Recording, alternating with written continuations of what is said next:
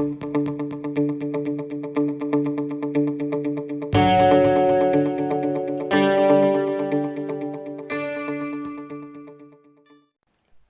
Guys, welcome to learn together English by Pradeep खरे।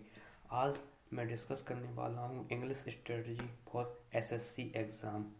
जैसा कि आपको पता ही है कि हाल ही में अप्रैल में एसएससी सीएचएसएल का और मार्च में स्टेनो का पेपर है। उसके बाद सीजीएल का भी पेपर है, जिसमें इंग्लिश का वेटेज हर एग्ज़ाम में कम से कम 50 नंबर का होता है। अगर स्टेनो की बात करूँ तो 100 नंबर की इंग्लिश आती है, इसलिए उसमें इंग्लिश बहुत ज़रूरी हो जाता है। इसलिए उसकी स्ट्रेटजी मैं आज इस वीडियो में शेयर करने वाला हूँ।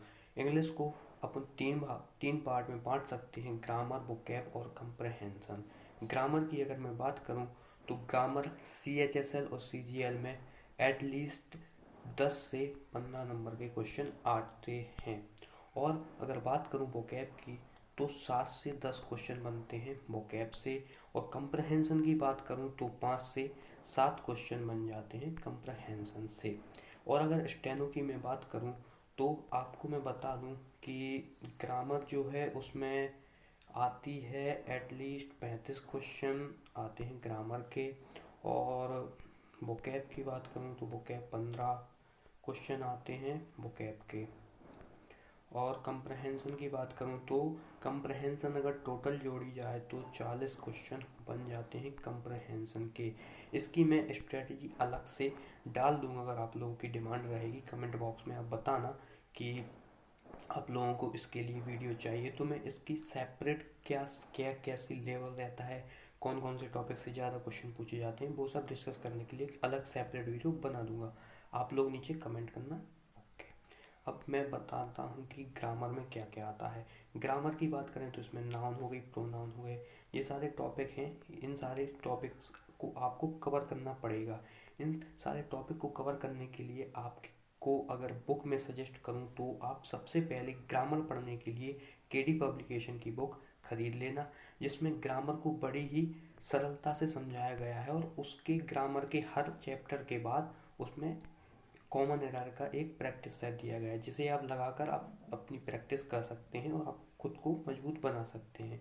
इसके बाद इसकी प्रैक्टिस करने के बाद पूरी अगर एक बुक आपकी कंप्लीट हो जाती है तो मैं एक सजेस्ट करूँगा प्रीवियस ईयर की किताब, जो कि या तो आप किरण की ले सकते हैं या फिर एमबी पब्लिकेशन। दोनों ही बुक बहुत ही अच्छी हैं, उनमें डिटेल एक्सप्लेनेशन होता है, जिससे आप अपना कॉन्सेप्ट और भी मजबूत कर सकते हैं, जिसकी प्रैक्टिस करते रहिए और आप अपने आप को एग्ज़ाम रेडी बनाते रहिए।